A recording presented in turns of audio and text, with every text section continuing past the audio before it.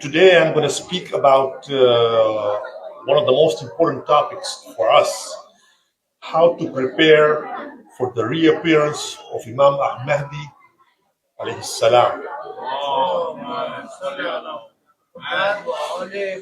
And this one I picked a subtopic, personal readiness through taqwa and worship. And it's one of the very important components as we do the intizar for our Imam. Now, Imam Mehdi Ajallah Farish Sharif, the awaited leader, was born in the city of Samarra, Iraq, during the Abbasid Caliphate in the year 255 al-Hijrah, during the reign of Mu'tasim. His birth was accompanied by the signs indicating what Allah has destined for this blessed child in terms of impact it would have on the fate of mankind. He was born on the dawn of 15th day of Shaban and immediately began prostrating. His father, Imam Hassan al-Askari, conducted birth rituals and also donated bread and meat, sending them to Bani Hashim and the Shias of Imam within the vicinity of Samarra. His birth was surrounded by secrecy due to political circumstances, and he did reveal only to close companion about the birth of Imam Mehdi alayhi salam. Now the Abbasid Caliphate, whenever they found an opportunity to kill the friends of awliya, they hastened to poison them. The Abbasid Caliphate Mu'tasim assassinated Imam Hassan al-Askari with poison and began searching for his son to eliminate the Islamic leadership. But we know by the grace of Almighty, it failed. Now, preparing for the reappearance of Imam Mehdi is less about predicting about dates and more about becoming the kind of person and community worthy of supporting him. So it's not about when is he coming, but what are we doing? In Shia teachings, readiness is spiritual, ethical, intellectual, and practical. And that means attaining taqwa and doing the wajibat and abstaining from haram. In addition, you have to reform yourself, control nafs, respect parents, do not disrespect others. Occultation is a blessing in disguise. It asks us to reform ourselves so when Imam does appear, we are ready. Intizar is active and passive. Passive means the time might come without us doing anything, and we might not be prepared for that. Being active means following the footsteps of Allah and Ahlul Bayt constantly. Active intizar was discussed by Imam Jafar Sadiq alayhi salam,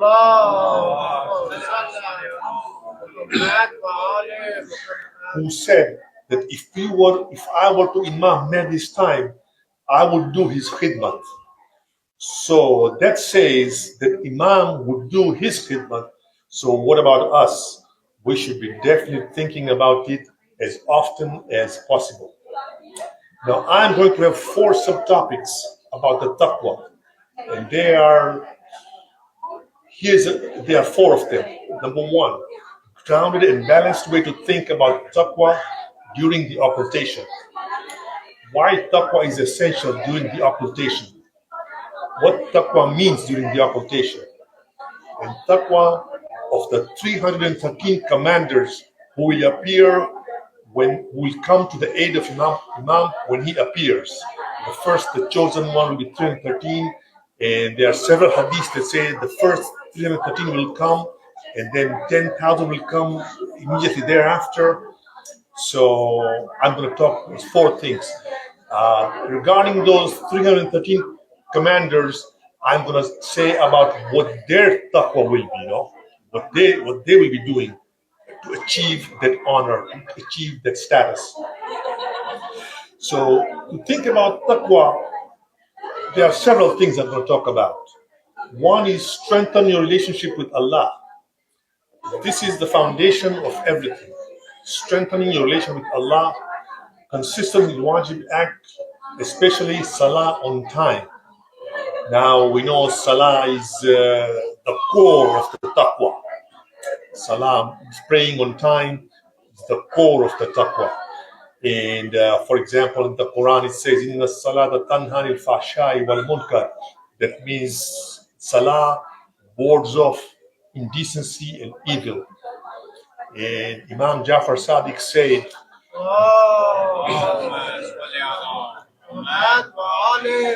if you want to know if your prayers have been accepted, think about it. What level of sin are you committing? The less sin you commit, or the less sins you are tempted to commit, the more likely that your prayer has been accepted.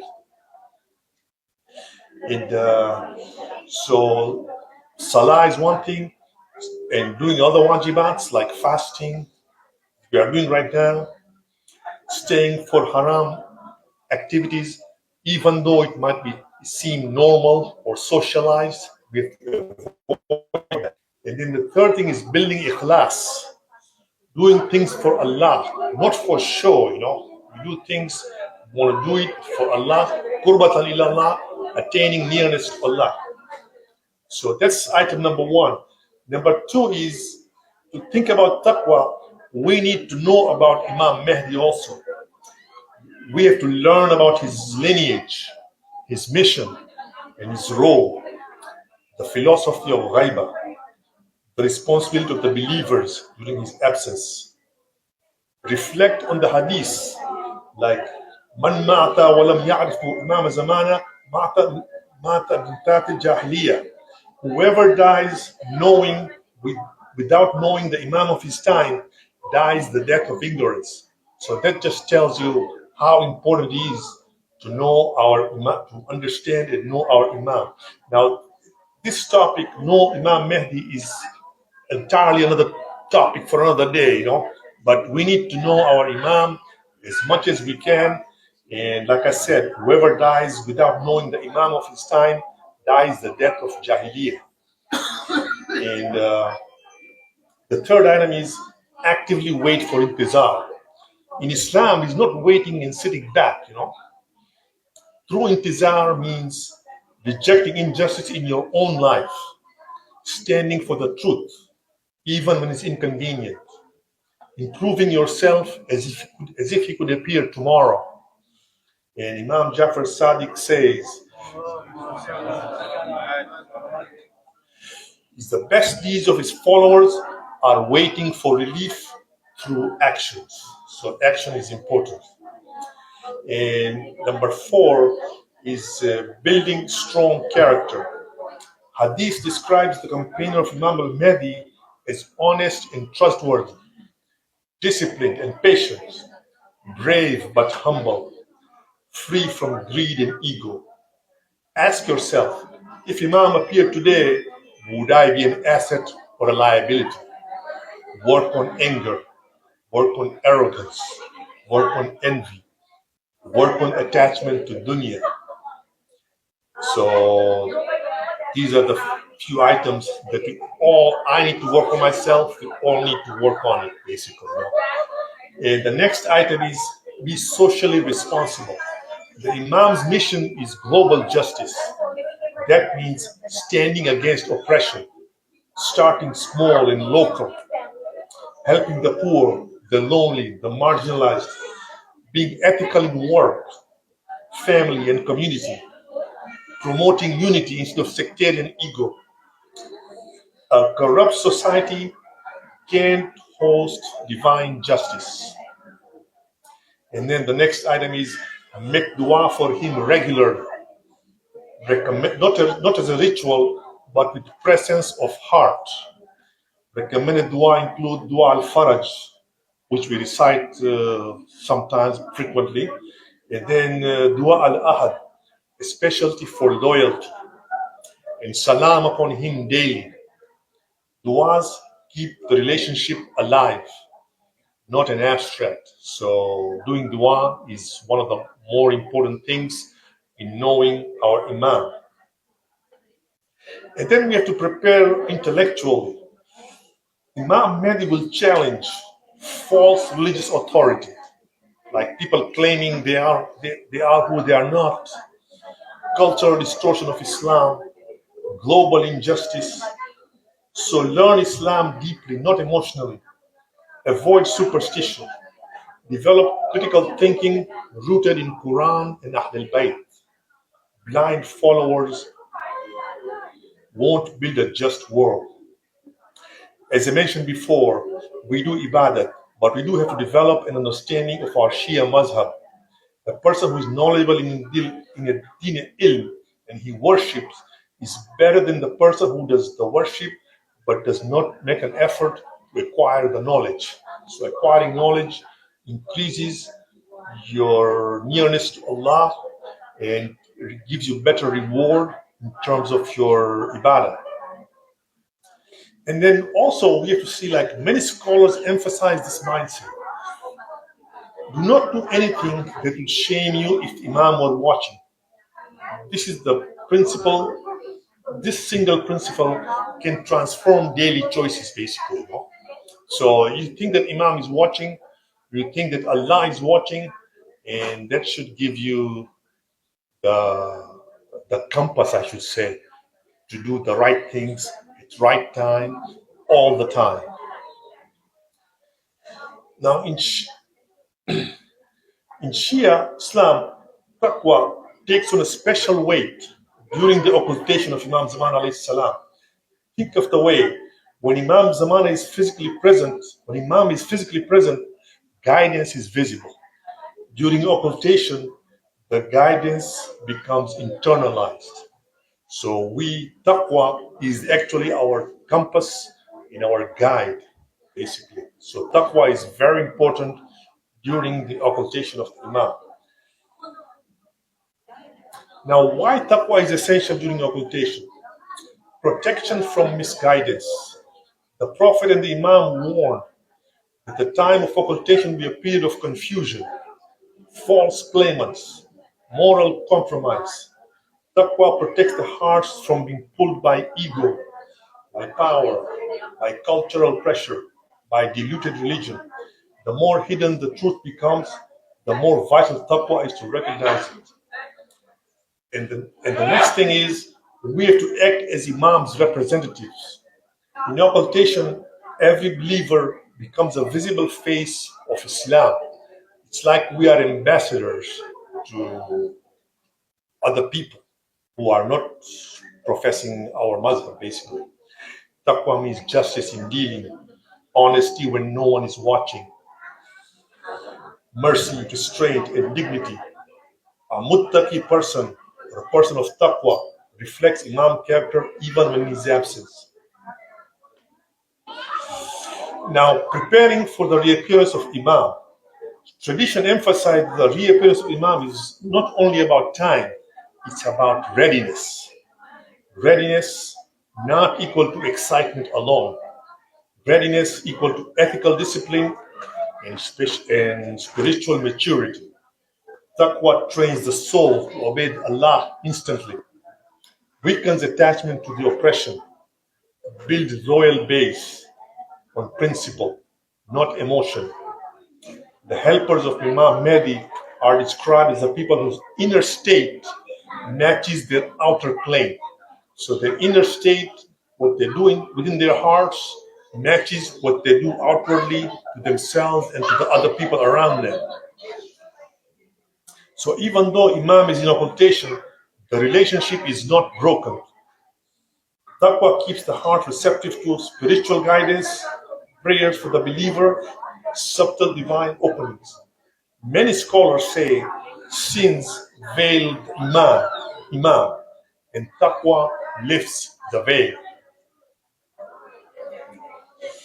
Practical expression of Taqwa in this era: guarding prayers, avoiding zulm, speaking the truth, supporting justice, regular dua for Imam, dua faraj and dua al-ahad, and following the righteous scholar, the maraji, with sincerity, not blindly. Now, what taqwa means in the time of occultation? Taqwa isn't just avoiding sins.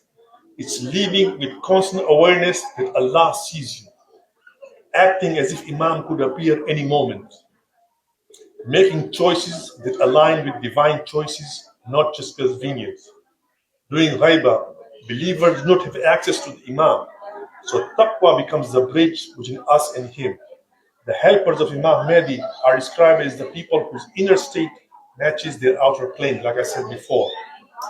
So what taqwa means at the time of occultation? Taqwa is a condition for being among his companions. So having taqwa is a condition of being a companion of our Imam and our Imam of time. Imam Jafar Sadiq said,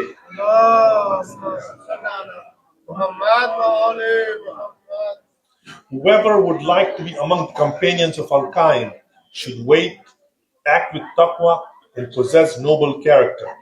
In Arabic it says, من سره أن يكون من أصحاب القائم فلينتظر ولا يعمل بالوراء وما كارم الأخلاق. Why does this matter? Imam doesn't say belief alone or enthusiasm or intizar alone. Make taqwa plus akhlaq a requirement for proximity to Imam at reappearance. Without taqwa and akhlaq, it's incomplete waiting. Moral decay causes prolonged occultation. Ahmed in his famous letter to Tawqi, so Tawqi is the letter that Imams writes to his followers or to his naib, which he wrote to his naib. And in it he said, if our Shia were united in fulfilling the covenant upon them, the blessing of meeting us would not be delayed. And our occultation is due only to what reaches us of their disliked actions. So this is the clearest links between behavior and delay. Disliked actions, sins, injustice, hypocrisy, and the opposite of it is taqwa. Many scholars explicitly say taqwa hastens the zuhur, sin enforces the ghaiba. The helpers of Imam are people of taqwa, not slogans. Imam al-Baqir said,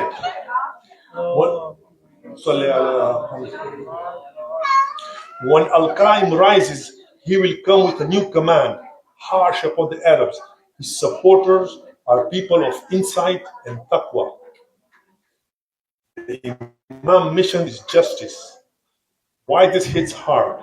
Self-control, moral courage, fear of Allah more than fear of people.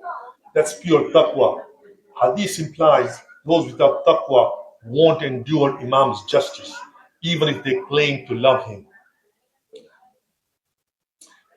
Taqwa is a true meaning of intizar. Imam Ali said, the best form of worship is waiting for relief with patience and taqwa. Waiting is not equal to passivity. Waiting equal to active moral restraint in a corrupt world. Imam al-Sadiq also said, do not let your deeds disgrace us. So it's important that we do our good deeds so the Imam are proud of us, basically. So the takeaway is this, basically. The zuhur is not blocked by lack of dua alone. It is delayed by unethical readiness. In many narrations, taqwa treated as a qualification for companionship, a means of shortening occultation, a proof of sincerity or intizar. And finally, I'm going to talk about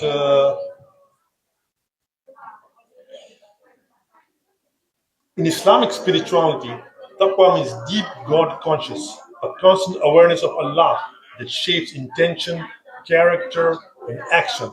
It's not just fear of Allah, but living in a way that protects your heart from disobedience and keeps you aligned with His pleasure.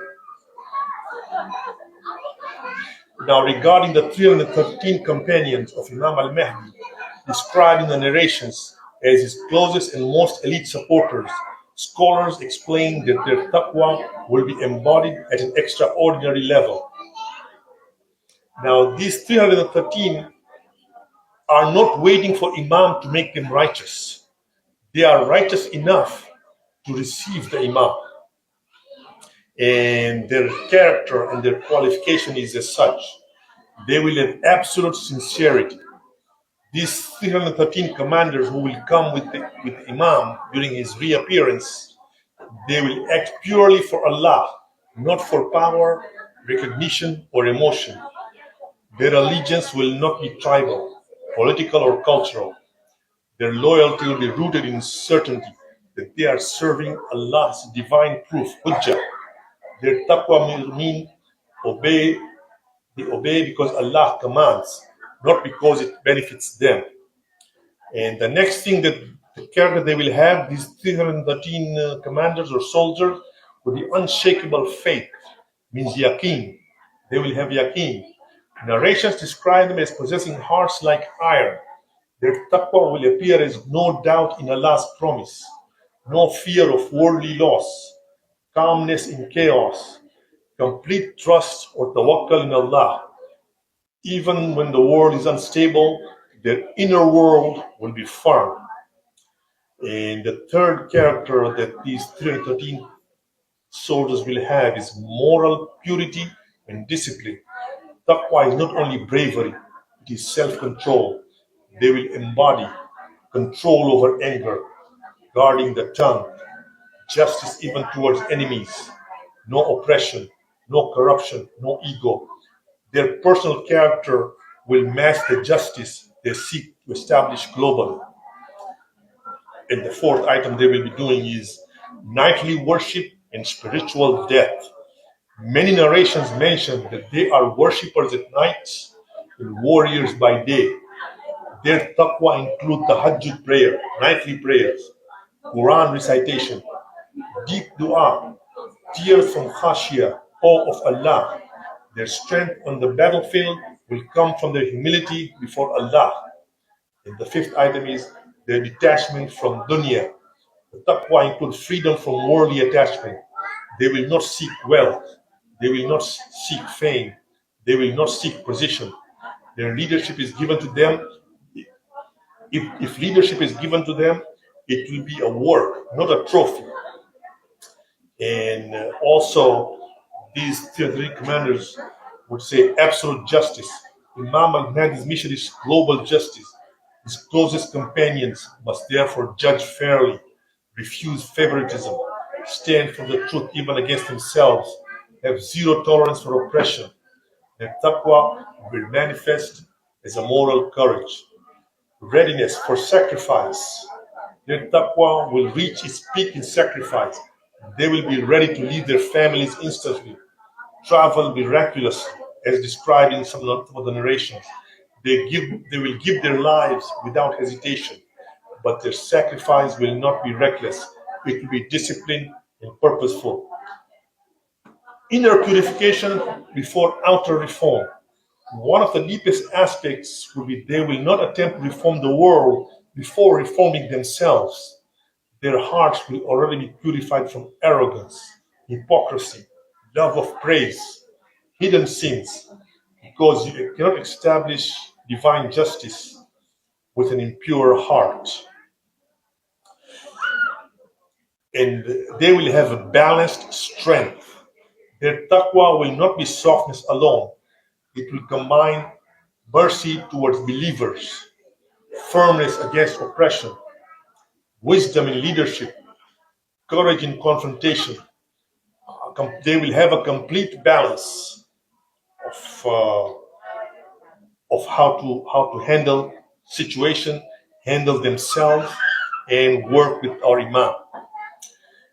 And then finally, living awareness of Allah. They will live every moment aware that Allah sees them, not just in prayer, but in strategy, in war, in leadership, in speech, and in silence. A deeper, some scholars say this 313 soldiers are not just selected by miracle, they are prepared through years of hidden purification. Their taqwa will result in struggle against nafs, patience in unseen hardship, loyalty during occultation, obedience when the Imam is absent. In a sense, taqwa is a lifelong training for us. So we have to do do it as like we have a lifelong study, and it's a lifelong action to be in taqwa. It's always a consistent effort.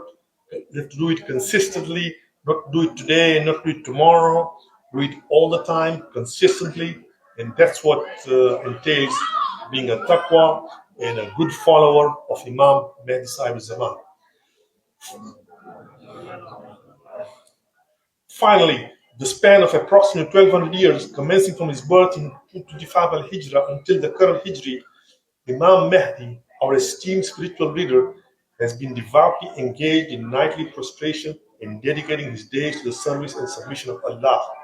His patience awaits the auspicious hour of victory, praying fervently to Allah for deliverance, aligning his action with the noblest deeds of the followers of Muhammad as he anticipates relief.